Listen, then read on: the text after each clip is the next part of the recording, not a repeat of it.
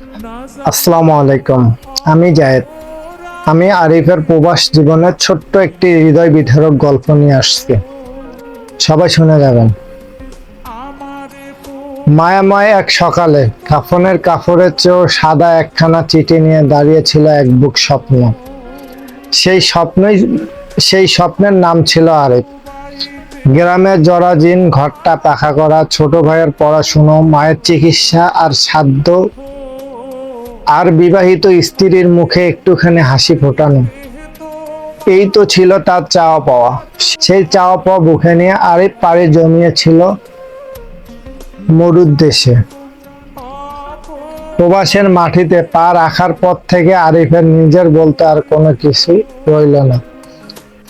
দিন নেই, রাত নেই, ওভারটাইম আর হাড় ভাঙ্গা খাটুনি। তীব্র গরমে যখন শরীরের চামড়া পুড়ে যেতে লাগলো, তখন আরিফ ভাবতো, থাক, কষ্ট আমার হোক, দেশে আমার পরিবার শান্তিতে আছে। প্রতি মাসে 1 তারিখে আরিফের মোবাইলে বেতন আসতো। নিজের জন্য কোনো টাকা সে রাখতো না, সব টাকা পাঠিয়ে দিত দেশে। টাকা পেয়ে মায়ের মুখে হাসি ফুটতো, ছোট ভাইয়ের দামি বাইক আর আইফোন কিনতো, আর স্ত্রী মেতে থাকতো গহনা গাড়ি আর শাড়িতে। প্রতিবার ফোনে কথা বলার সময় আরিফ যখন বলতো একটু অসুস্থর কথা, ওপাশ থেকে সান্ত্বনার চেয়েও বেশি অসৎ নতুন কোনো চাহিদার ফাঁদ। আরিফের বউর অনেক বাহানা। সামনের মাসে আমার খালাতো বোনের বিয়ে, একটা ভালো দেখে শাড়ি পাঠাইয়া তো। ও আরিফের ছোট ভাই বলল, বন্ধুরা মিলে ট্যুরে যাব, একটু বেশি করে টাকা পাঠাস। আরিফ নিজের সেরা জুতো আর একবেলা না খেয়ে থাকার কষ্টটা লুকাতো, আর দীর্ঘশ্বাসে সে ভাবতো, দিন শেষে ওরাই তো আমার আপনজন। টানা কয়েক বছর এভাবে অমানুষের মতো পরিশ্রম করার পর আরিফের শরীর ছায়া দিল না।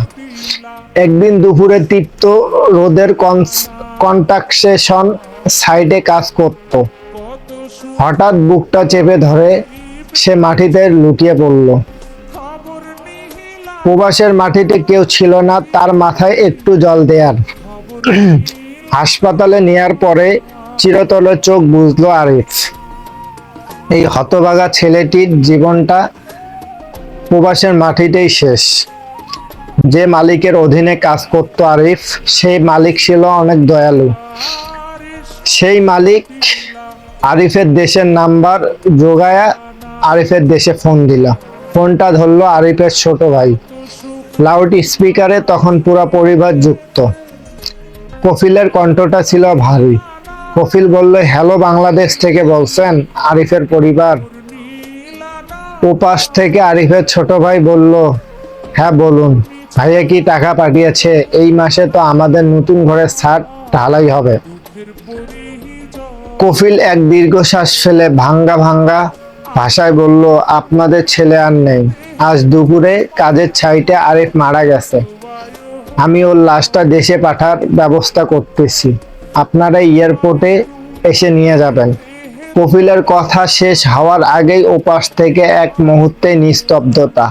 কোনো কান্নার রোল উঠল না, কোনো মায়ের বুক ফাটা আর্তনাদ শোনা গেল না, বরং কফিলের কানে ভেসে এলো নিজেদের মধ্যে ফিস ফিস করে কথা বলছে।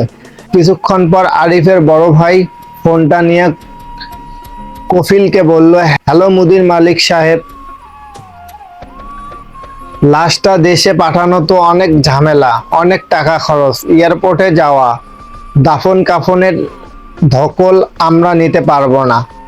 আপনি একটা কাজ করেন, লাশটা ওখানে দাফন করেন। আর আমাদের ভাই কত টাকা জমিয়েছে?